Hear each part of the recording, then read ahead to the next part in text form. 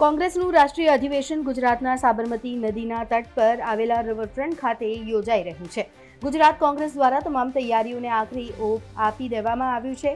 દેશભરમાંથી 3000થી વધુ પ્રતિનિધિઓ કોંગ્રેસ પક્ષના ગુજરાતના મહેમાન બનશે. ગુજરાત કોંગ્રેસ દ્વારા પણ નેતાઓના આવકાર માટે અલગ અલગ સમિતિઓ બનાવવામાં આવી છે. કોંગ્રેસના રાષ્ટ્રીય અધિવેશન અને ગુજરાતની ધરતી સાથે એક અનેરો નાતો પણ રહ્યો છે.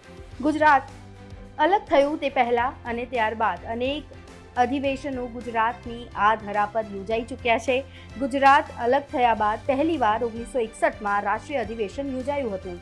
ત્યારબાદ હવે 64 વર્ષ બાદ અમદાવાદ ખાતે રાષ્ટ્રીય અધિવેશન સાબરમતી નદીના કિનારે મળી રહ્યું છે. ભૂતકાળ તપાસીએ તો 1885માં સ્થપાયેલી કોંગ્રેસનું ગુજરાતમાં પહેલીવારનું અધિવેશન 1902માં અમદાવાદમાં યોજાયું.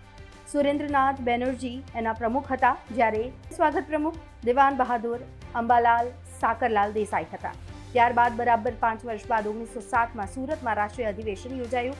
તેના પ્રમુખ રાસબિહારી ઘોષ હતા. આ વખતે પણ સ્વાગત પ્રમુખ દિવાન બહાદુર અંબાલાલ સાકરલાલ દેસાઈ જ હતા. 1902ના અમદાવાદ અધિવેશનમાં સરસ્વતી ચંદ્રના સર્જક તરીકે જાણીતા ગોવર્ધન રામ ત્રિપાઠી પણ પ્રતિનિધિ તરીકે હાજર હોવાની નોંધ છે. મહત્વનું છે કે ગાંધીજીએ 1924ના બેલગામ અધિવેશનનું નેતૃત્વ કરેલું છે.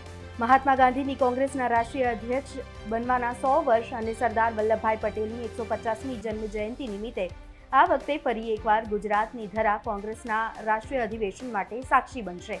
કોંગ્રેસ દ્વારા આયોજિત આ રાષ્ટ્રીય અધિવેશન ગુજરાત કોંગ્રેસ માટે કેટલું આશીર્વાદરૂપ સાબિત થાય છે તે સમય જ બતાવશે. પણ હાલ તમામ તૈયારીઓને આખરી ઓપ આપી દેવામાં આવ્યો છે.